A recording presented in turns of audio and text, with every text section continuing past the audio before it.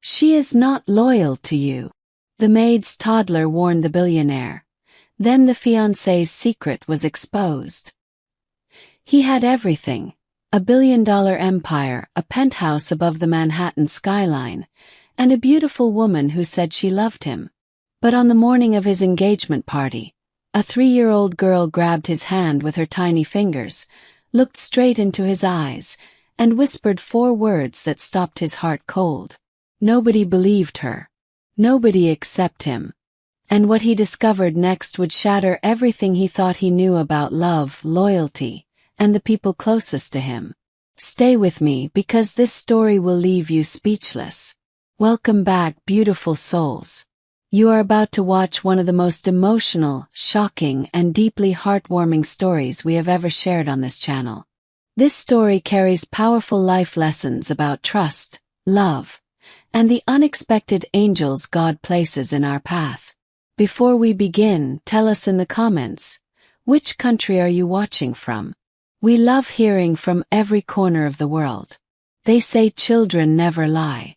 Their hearts are too pure, their eyes too honest, their souls too untouched by the world's deceptions to fabricate something that could change a grown man's life forever. But what happens when a 34-year-old billionaire, a man who has negotiated billion-dollar deals, outsmarted Wall Street wolves, and built an empire from nothing, is brought to his knees by the whispered warning of a 3-year-old little girl? This is the story of Nathan Cole, one of Manhattan's most powerful and private men. And Lily, a tiny girl with big brown eyes, curly pigtails, and a heart so pure it could cut through the thickest lie like sunlight through glass. What Lily saw, what Lily knew, and what she whispered to Nathan on the morning that was supposed to be the happiest day of his life, will make you question everything you believe about innocence, instinct, and the truth that wealth cannot buy. This story begins with a maid, a billionaire, a secret, and 4 words from the smallest voice in the room. The man who had everything, except the one thing that mattered most. Have you ever worked so hard to build your life that you forgot to check who was building it with you? Nathan Cole did not come from money. That was the first thing people always got wrong about him. When business magazines placed him on their covers, Manhattan's youngest billionaire, they loved to paint him as a silver spoon success story. The penthouse on the Upper East Side, the private jet, the tailored suits, the cool, unreadable eyes behind sharp cheekbones that made photographers love his face. But none of those magazines ever mentioned the cramped 2-bedroom apartment in Queens where Nathan grew up. They never mentioned his mother working double shifts at a diner, coming home smelling like coffee and exhaustion, peeling off her shoes at the door with a quiet dignity that Nathan never forgot. They never mentioned that Nathan had built his first company at 19 with $4,000 he'd saved from landscaping jobs and a business plan he'd written by hand in a spiral notebook. Now, at 34, Nathan Cole was worth $2.3 billion. And he was completely, utterly alone. Not in the obvious way. He had staff. He had associates. He had a social calendar his assistant managed so precisely it read like military operations. He had Vanessa. Vanessa Drake, 29 years old, was the kind of woman who made entire rooms shift when she walked in. She was stunning in the way that certain things are stunning. A sharp cliff edge, a perfect storm, a rare jewel that catches every light but holds its warmth for no one. She had cascading dark hair, a polished smile, and a social grace so refined it seemed almost engineered. She worked in luxury real estate, which meant she knew how to make things look more valuable than they were. Nathan had never applied that observation to her personally. He trusted her. He loved her. At least he believed he did. They had been together for 14 months. Vanessa had moved into Nathan's penthouse 4 months ago, at her suggestion. It just makes sense, Nathan. Why are we pretending we're not already a team? He had agreed. She had redecorated 2 rooms within the first week. The engagement had been Nathan's idea, one of the few spontaneous things he had done in years. A quiet dinner. A ring he had chosen himself. No publicist involved, no staged Instagram moment. Just him and Vanessa, and a question he had genuinely meant. She had cried. She had said yes. And for a few weeks, Nathan had felt something unfamiliar and warm settling in his chest. The quiet, radical idea that maybe he had finally figured out the part of life that money couldn't solve. The engagement party was scheduled for a Saturday in October. 200 guests. The rooftop of the Sterling Hotel, overlooking Central Park, dressed in its autumn colors.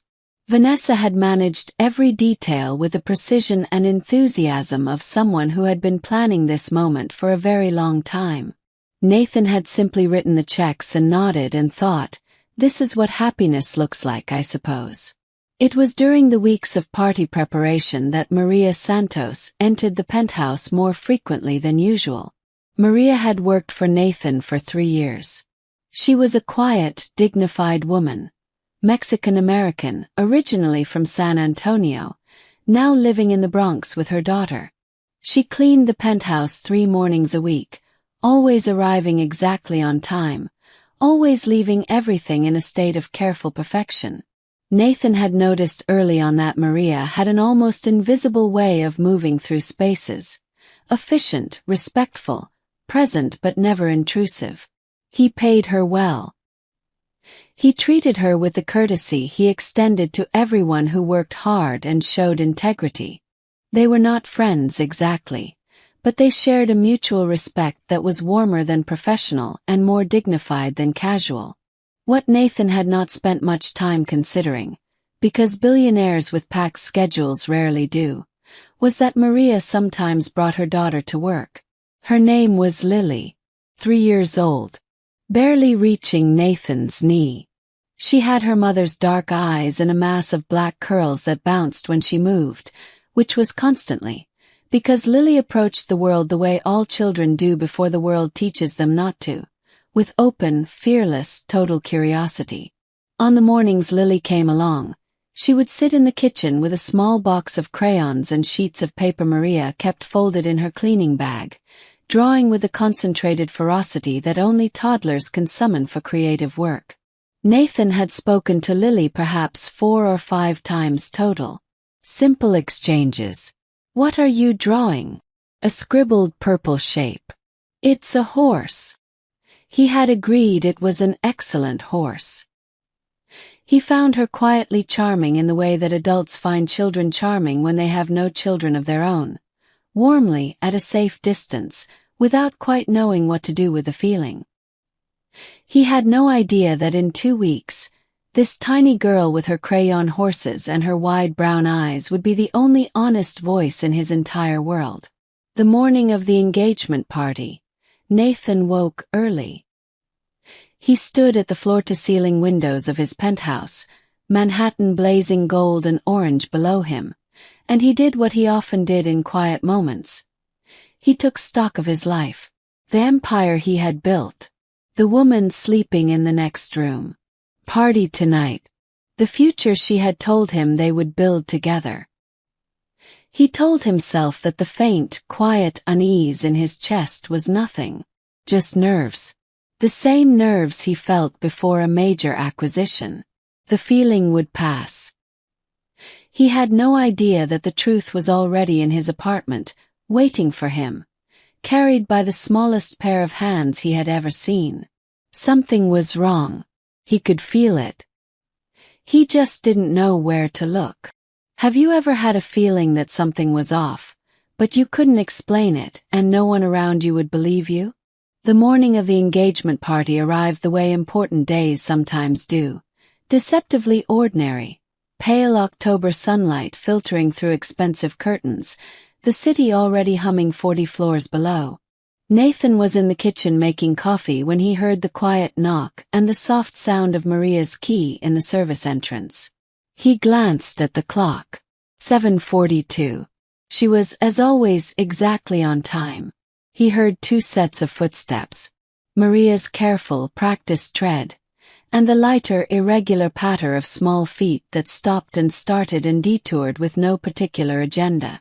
Lily appeared in the kitchen doorway, wearing a red corduroy jacket over a yellow dress, her curls escaping a lopsided ponytail. She blinked at Nathan with the unhurried seriousness that 3-year-olds reserve for the adults they are still deciding about. "Good morning, Lily," Nathan said. She considered this. "Morning," she said finally, as though granting him something. Maria appeared behind her, slightly flushed. "Mr. Cole, I'm so sorry. My sister was supposed to watch her this morning, but she—" "It's fine, Maria. Truly." Nathan meant it. He set a small plate of apple slices on the kitchen island. He didn't know why exactly, it just seemed like the right thing to do, and Lily climbed onto a bar stool and accepted this offering with solemn dignity. It was a big day. The party was 12 hours away. The florists had already confirmed. The event team was arriving at the Sterling at noon. Vanessa, sleeping late as she had been doing more frequently these past weeks, would be up soon to begin the elaborate pre-party ritual that apparently required 4 hours and several phone calls Nathan was not invited to understand. He took his coffee and his phone to his study. He had 3 emails to review and a call with his CFO at 9. Ordinary tasks on an extraordinary day. He was grateful for them. He had been at his desk for perhaps 40 minutes when something made him look up. Lily was standing in the doorway of his study. She had a crayon in her hand, orange, and she was watching him with an expression of such focused intensity that it would have been unsettling on a face twice her age. "Hey, little one. You okay?" Nathan set down his phone. She didn't answer right away. She looked over her shoulder down the hallway, the direction of the master bedroom where Vanessa was sleeping, and then back at Nathan. "The pretty lady," she said. "Vanessa." Lily nodded. Then she did something Nathan did not expect. She walked across the study, her small sneakers squeaking softly on the hardwood, and she placed her orange crayon carefully on his desk, like she was giving him something important. She looked straight up at him with those enormous dark eyes. "She talks on the phone," Lily said. "A lot. When you're not here." Nathan felt something shift. A small, cool current, barely a ripple. He kept his voice easy, gentle. "Lots of people talk on the phone, sweetheart."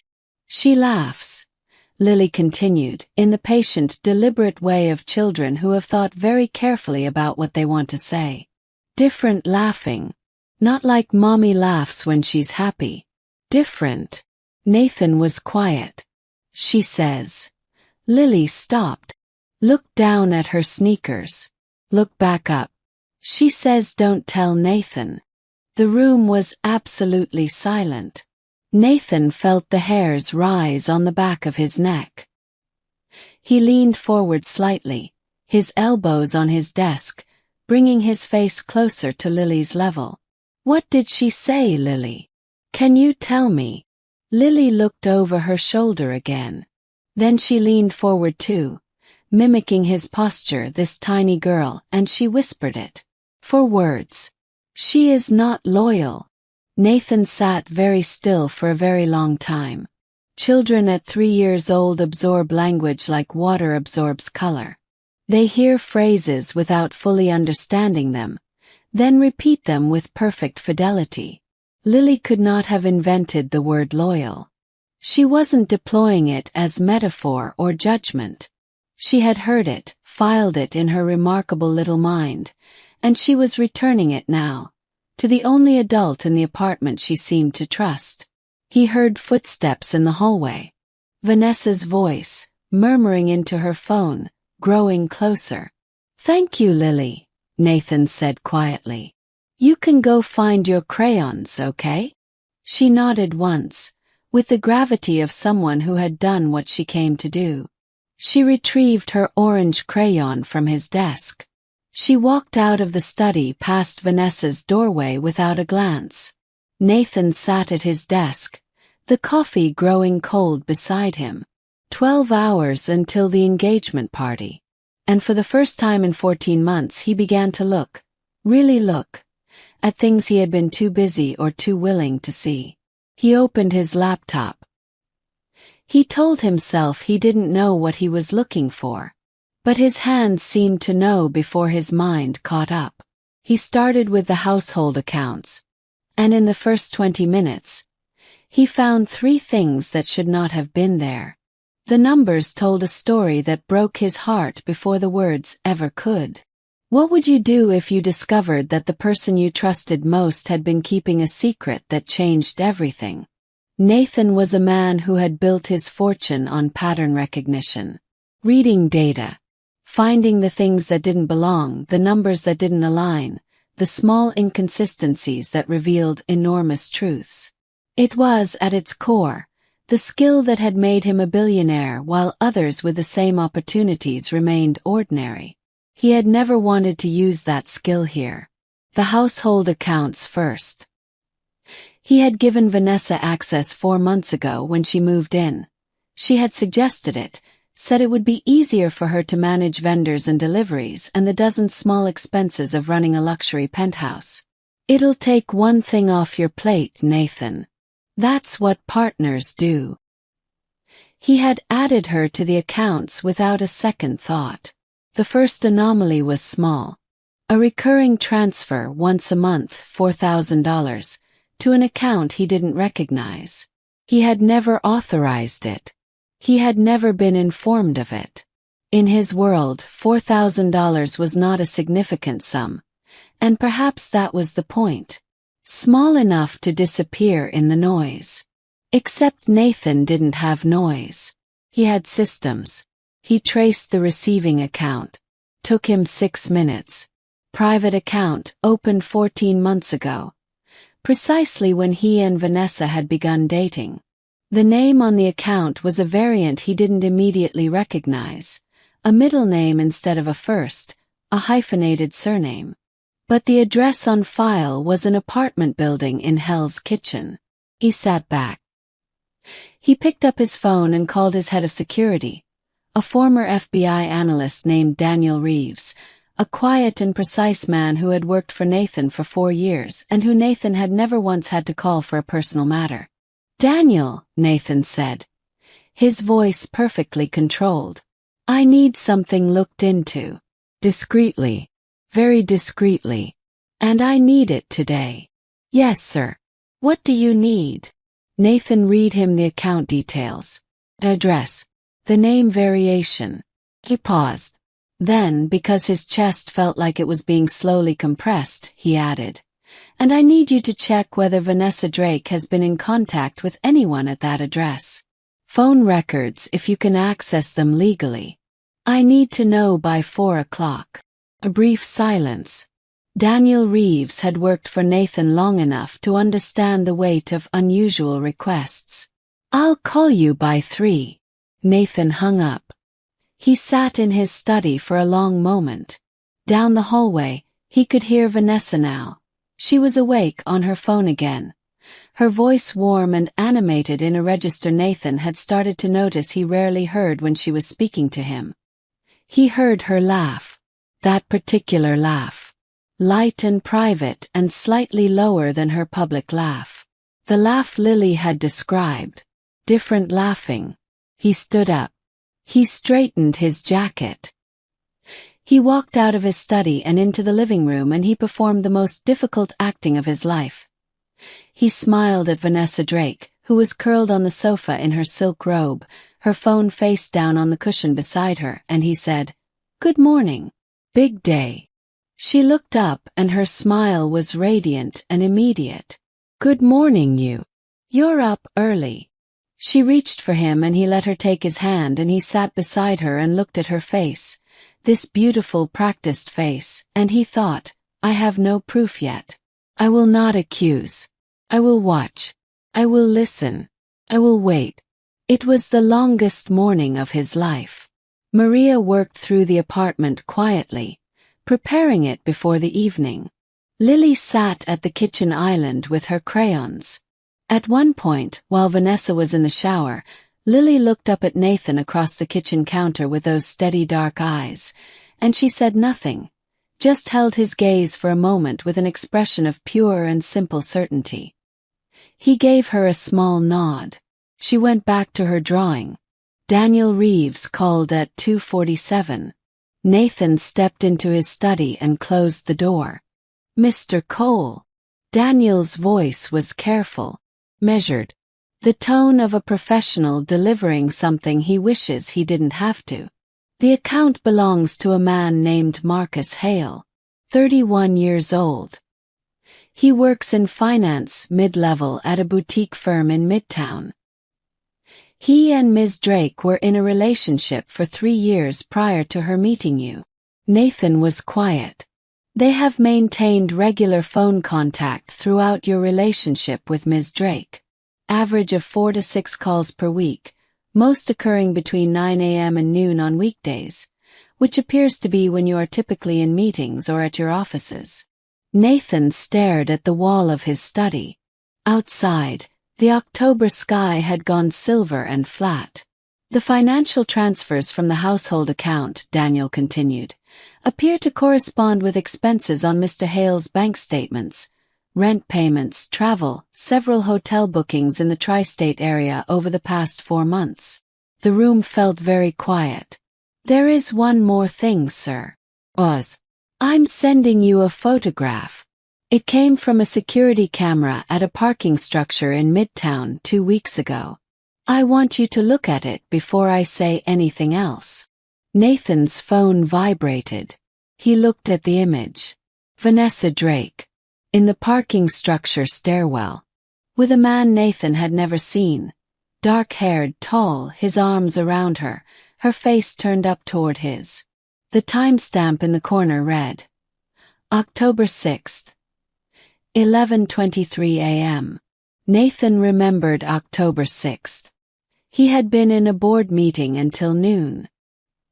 He had texted Vanessa at 11:45 to say he was running late for their lunch. She had replied, "No worries, just at home. Take your time, love." He set the phone down. He pressed both hands flat on his desk. He breathed. He had been played. 14 months. He had been played by someone who looked him in the eyes every morning, who wore his ring on her finger, who was right now down the hall getting dressed for their engagement party. A party being thrown, it was now clear, not as a celebration of love, but as the final successful step in a very long and very deliberate plan. What would you do if you were in his place? Because Nathan Cole stood at his desk at 2:51 on a Saturday afternoon with $2.3 billion to his name, and the absolute shattering knowledge that the only person in his apartment who had told him the truth today was 3 years old. And he had to decide in the next few hours exactly what he was going to do about it. He could have exploded. He chose something more powerful. He chose the truth. What would you do if you had to face a room full of people and make a choice that would define your character forever? In the movies, this is the moment when the man storms down the hallway and erupts. When there is screaming and accusations and doors slamming. When the scorned party burns everything to the ground in a spectacular, satisfying collapse. Nathan Cole did not do that. He sat in his study for exactly 9 minutes. He stared at the photograph on his phone. He allowed himself to feel the full weight of it, the betrayal, the humiliation, the grief that came with realizing that something he had quietly hoped was real had been constructed, piece by piece, by someone who had studied him and decided his loneliness was the angle she needed. Then he put his phone in his jacket pocket. He squared his shoulders. And he walked out. Not to confront Vanessa. Not yet. He walked to the kitchen, where Maria was quietly washing down the countertops. Lily was at the island, absorbed in a new drawing. He could see, squinting slightly, that it appeared to be a figure with curly hair and what might have been a cape. "Maria," Nathan said. She looked up. "I want you to know, I'm going to be making some significant changes over the next few days." His voice was quiet, steady. "I want to make sure those changes are good ones for you. Your position here is secure. That won't change. Actually, he paused. I'm going to be increasing your salary. Starting next month. Whatever you need, Maria. You have been the most trustworthy person in this apartment, and I want you to know I see that. Maria blinked. Mr. Cole, are you all right? I will be, he said. And he meant it, even though it didn't feel that way yet. He looked at Lily, who had looked up from her drawing and was watching him with those calm, ancient-feeling eyes. Thank you, Lily, he said quietly. She tilted her head. For what? For being honest with me. She considered this with the gravity it deserved. Then she held up her drawing, the figure with the curly hair and the cape. I drew you, she said. You have a cape. Nathan looked at the drawing. He looked at this tiny child who had, without knowing it, without any agenda beyond the simple compulsion of an honest heart, saved him from the worst mistake of his life. Can I keep it? He asked. She nodded magnanimously and surrendered the drawing. He folded it carefully and put it in his jacket pocket beside his phone. Then he went to get ready for the party. The Sterling Hotel rooftop was everything Vanessa had designed it to be. Extraordinary. 200 candles. Autumn florals in deep amber and burgundy. The Manhattan skyline blazing against the purple October twilight. 200 guests in their finest, circulating with champagne flutes, the air crackling with the energy of money and occasion and the shared performance of celebrating someone else's happiness. Vanessa was luminous. She wore a champagne-colored gown that caught every light, her dark hair swept up, the engagement ring Nathan had given her catching sparks on her left hand. She moved through the room like someone who had waited for this stage her entire life. Warm, gracious, laughing that particular laugh with various guests. Her hand touching Nathan's arm at intervals in a gesture so practiced it looked like affection. Nathan watched her. He had decided in his 9 minutes alone in the study that he would not make a scene. Not because he was afraid and not because he was weak, but because he understood something about power and character that Vanessa Drake, for all her intelligence, had never truly grasped. The most devastating thing you can do to a lie is not to scream at it, but to simply stop pretending it's true. He waited until the room was at its fullest. Until the energy was at its warmest. Until Vanessa was standing beside him, her hand on his arm, glowing in her element.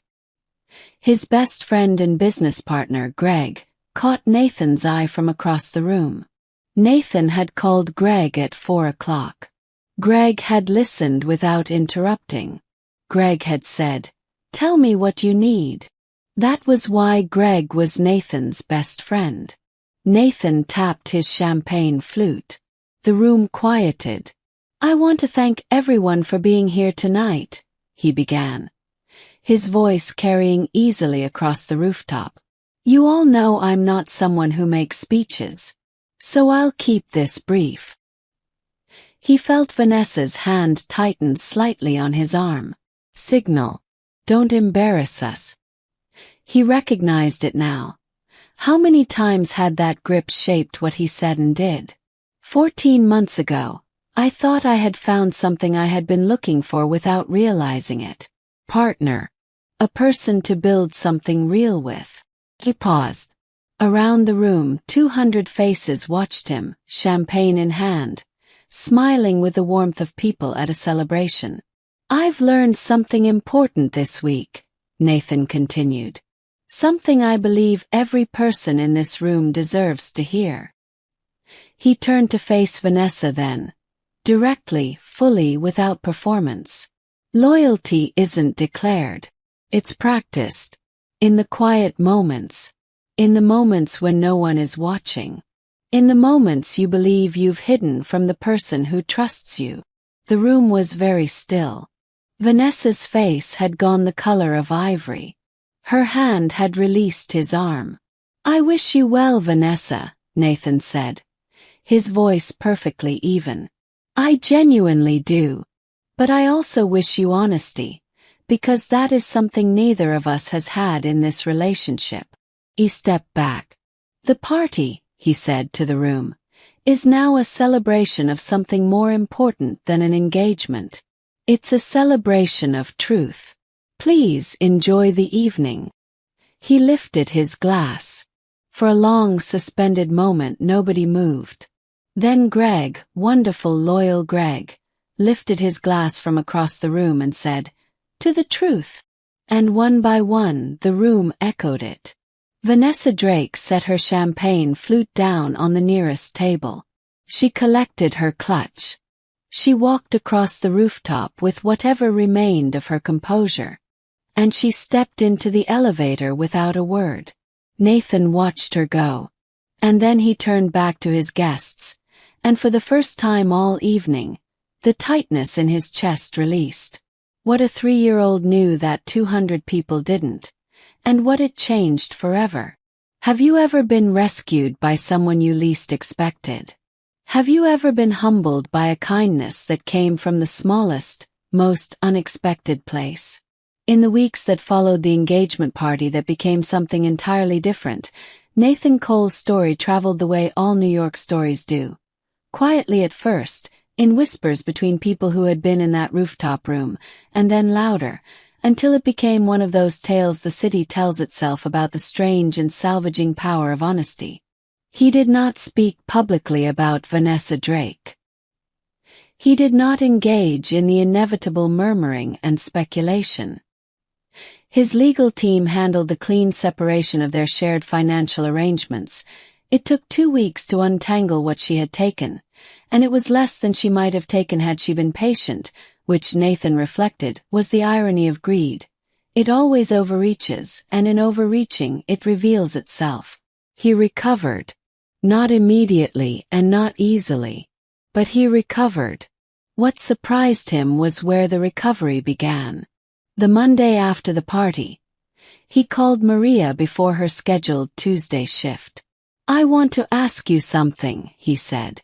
"And I want you to be completely honest with me, not because you work for me, but because I think you are someone who values honesty, and I want to treat you accordingly." "Of course, Mr. Cole. Did Lily tell you what she said to me?" Longer pause. Then, "She told me she told you something.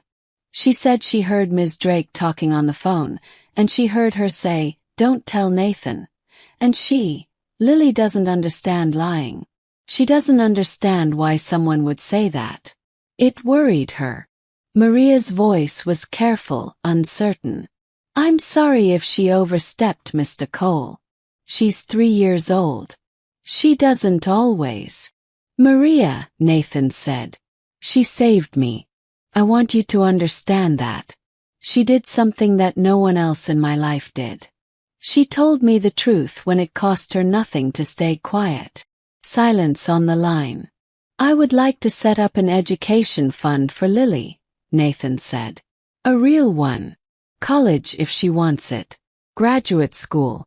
Whatever she needs, whatever she chooses. You don't owe me anything for this. It's not charity.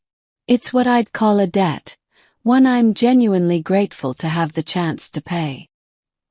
He heard something that might have been a sharp breath on the other end of the line, or might have been Maria Santos pressing her hand to her mouth in a small Bronx apartment, holding something fragile and enormous. "Mr. Cole. It's already done, Maria. The fund is set up. I had it arranged this morning." A long silence. "She's going to need more crayons," Maria said finally, and her voice had tears in it, and Nathan found, to his surprise, that his own throat had tightened with something that was not grief at all but something very different. He laughed. "Real one. The first one in weeks. Tell her to draw me something," he said. Over the following months, Nathan Cole underwent a change that those close to him found hard to articulate precisely but impossible to miss. He became, they said, less guarded, more present.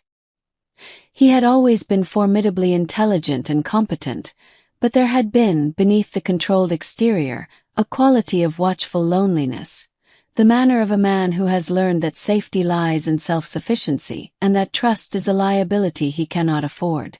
Something about Lily had dislodged that. Perhaps it was the radical simplicity of what she had done. No agenda, no calculation, no strategy.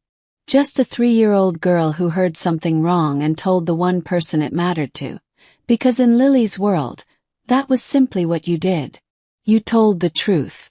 You gave the orange crayon. You drew the person with a cape. He began mentoring a small group of young entrepreneurs from lower-income neighborhoods in the Bronx and Queens. Young people who reminded him, painfully and beautifully, of himself at 19 with his spiral notebook and his $4,000. He was unexpectedly good at it. He had never realized that giving away knowledge felt different from spending money. Lighter, more mutual, like a conversation instead of a transaction. He framed Lily's drawing. The figure with the curly hair and the cape. He hung it in his study, on the wall beside his desk, where he saw it every morning. People who visited his office sometimes asked about it. The child's drawing among the rare art, the unmistakably amateur figure with the bright orange lines. "My friend drew it," Nathan always said. Nothing more. On a Saturday the following April, 6 months after the engagement party, Nathan attended Lily's 4th birthday celebration. It was held in Maria's apartment in the Bronx. Small rooms, warm lights, a kitchen table covered with a plastic tablecloth printed with cartoon animals, and a cake Maria had made herself, lopsided and enthusiastically frosted in pink. Lily answered the door when Nathan knocked. She was wearing a purple dress and a paper crown. She regarded him with the same calm, deliberate appraisal she had always given him. "You came," she said. "I came," he agreed. She stepped back to let him in with the dignity of someone receiving a guest in a palace. "I have new crayons," she informed him. 64. "That's a lot of crayons." "I know." She looked up at him, those wide dark eyes serious and warm. "I'm going to draw you something better this time. Your cape was crooked." Nathan crouched down to her level. Around them, the apartment was full of the noise of a child's birthday. Maria's relatives, music, laughter, the scent of tamales and cake. "Lily," he said, "can I tell you something?" She nodded. "You taught me the most important thing I've learned in a very long time." She tilted her head. "What thing?" "That the truth is always worth saying. Even when it's scary. Even when no one else says it." She considered this with the full weight of 4 years of accumulated wisdom. "My mommy says that," she said. "Your mommy is right." "I know," said Lily and went to get her crayons. Nathan stood up. Maria caught his eye from across the room. Her face full of something too layered for a single word, and she smiled at him. He smiled back. Outside, the Bronx was bright with spring. Inside, a little girl in a purple crown was selecting the perfect crayon to draw a man whose cape, this time, she was determined to get exactly right. And Nathan Cole, who had everything and then almost lost what mattered most, and was saved by 4 words from the smallest voice in the room, stood in a small, warm, imperfect apartment in the Bronx and understood, finally, what it felt like to be exactly where he was supposed to be.